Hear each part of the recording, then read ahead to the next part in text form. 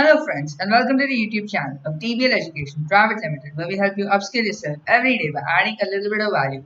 And today we're going to be talking about business models. I'm Xavier Menezes from Mumbai, and this is the latest video in our startup course. Now, at this point, you've already learned how to build your product, how to make your pitch. You've advanced a great deal on your startup journey. And now it's time to start thinking about what might be the most important part of your business: making money.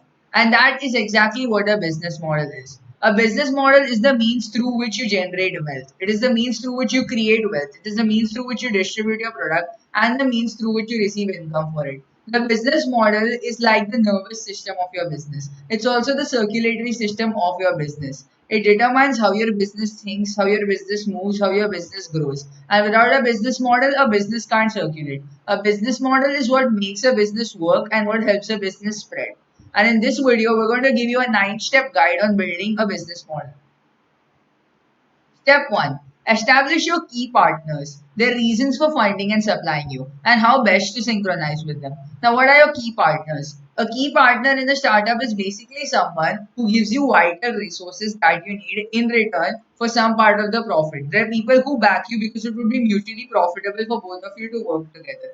Now, in most cases, your key partners would be the venture capitalists who invest in you, obviously. But at the same time, a lot of companies, when they get further and further into business, they also have tie-ups with other business. For instance, a company that manufactures smartphones would have tie-ups with a lot of company that manufacture smartphone components, that manufacture specific types of programs, specific types of metal that they use in smartphones, specific type of glass. So understanding those key partnerships and the people who are going to be supporting you is very important. You need to figure out which companies will best work with you, which companies can mutually work out with you, and you need to factor in a lot of different factors like the area of operation, your business relationship, how to split the profits and stuff like that. So key partners are a very important part of business because while businesses can arise from a single founder, you can't run a business alone. Second, outline your key activities, the centers of your production, advertisement, distribution, revenue, etc. What are key activities? Key activities are certain activities that a business just has to perform in order to keep functioning. You haven't ever heard of a business without production or without distribution, right? And those are your key activities. Figure out how you're going to execute all of your key activities and how you're going to tie them together. Key activities don't occur in a vacuum. You can't produce your product somewhere and then distribute it somewhere completely different without having a good link between production and distribution.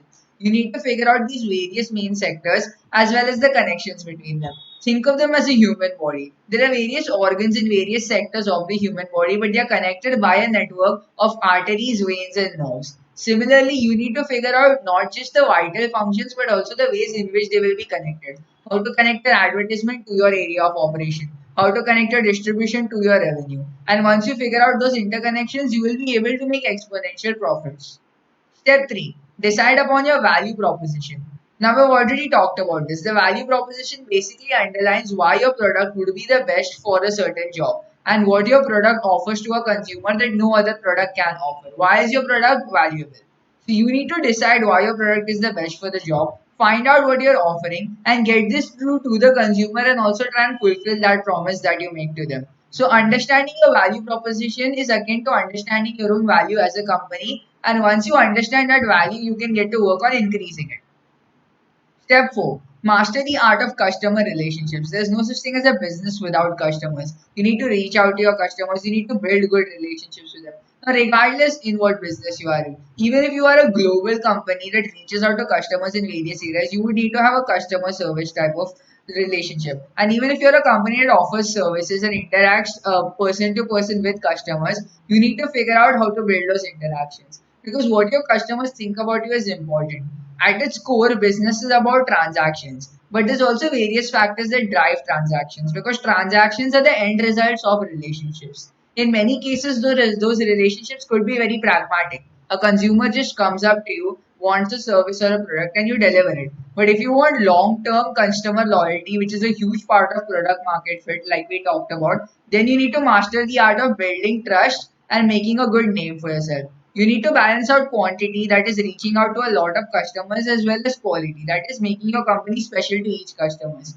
Combine both of them and you've got both long lasting customers and new customers, which creates optimal efficiency. Step 5. Decide upon your customer segment. Who are you catering to? What is their socio-economic situation?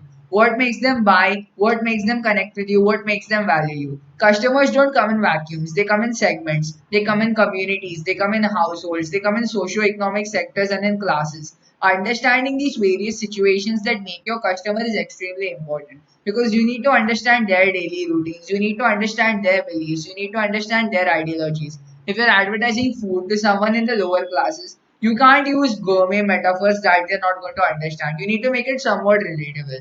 But at the same time, you need to differentiate it from the stuff that they get at street outlets and present it as at least mildly classy. On the other hand, if you're catering to high grade customers, then you could also get a lot of credit by maintaining your product as something that is massy, hip, and popular. So you need to understand what your customers think, what drives their thought processes, and adjust your product accordingly. Step 6. Consolidate your key resources. What are key resources? Resources are the groundwork of your business. They're the building blocks, the roots of your business. We've talked about key activities in step 2, but key resources are the source of key activities. You can't handle production without raw materials. You can't handle distribution without a transport segment. So you need to understand what your key resources are, the things that you absolutely need for your business. For instance, based on your product, you will obviously need a certain resources. If you're building an electronic product, you're obviously going to need things like circuitry, wiring, and perhaps even programming. These are key resources that your product will need. In some cases, key resources will be obvious, but in others, they might not be so obvious. Your product might need certain services that are not immediately obvious or services that could tie into your product and give it auxiliary benefits. For instance, if you're trying to sell something like a laptop, you might want to focus more on design as well as the fundamental workings of the laptop. You need to understand that what a product isn't just its function, it's connected to a vast variety of features, and consolidating all of those features will create your list of key resources. Step 7. Specify your distribution channels.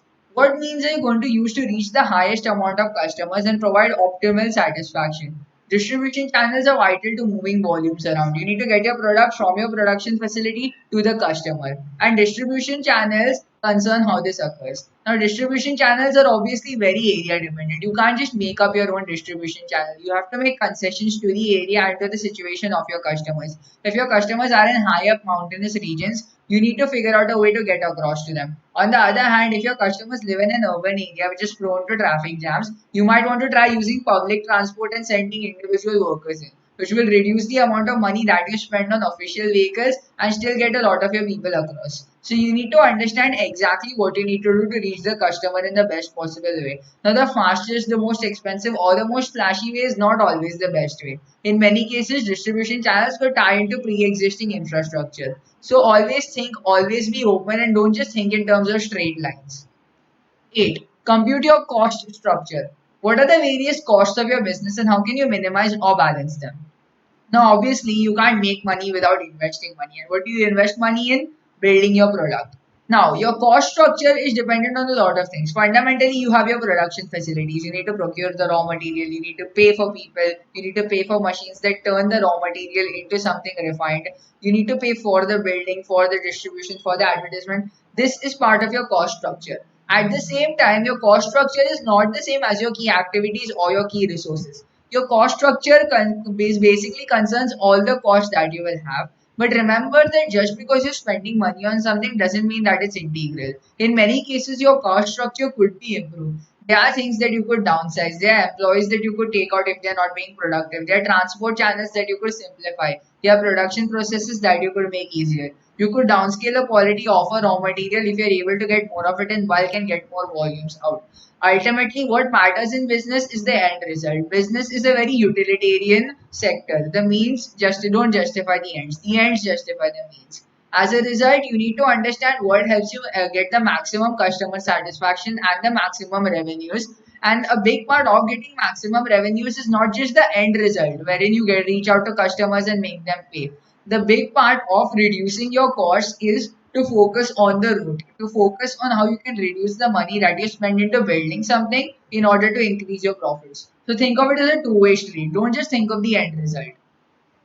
Step 9. Analyze your revenue stream. What are the amounts and the patterns of customer payment in various markets? How does each contribute and how can some be maximized? Now, the term revenue stream sounds complicated, but what is a revenue stream fundamentally? Fundamentally, a revenue stream basically concerns how you're going to get the money that you need. A revenue stream basically is about all the various income, everything that consumers pay to you. This will be part of your revenue stream. And you don't just have one revenue stream. Revenue comes from various different areas. You could get revenue from online consumers, from online orders. You can get revenue from physical stores. Revenue comes from a variety of places, but you need to also understand how each of those places work because each place has its own dynamic. Online shopping will not work the same way as physical stores. At the same time, online shopping is in itself a very lucrative market.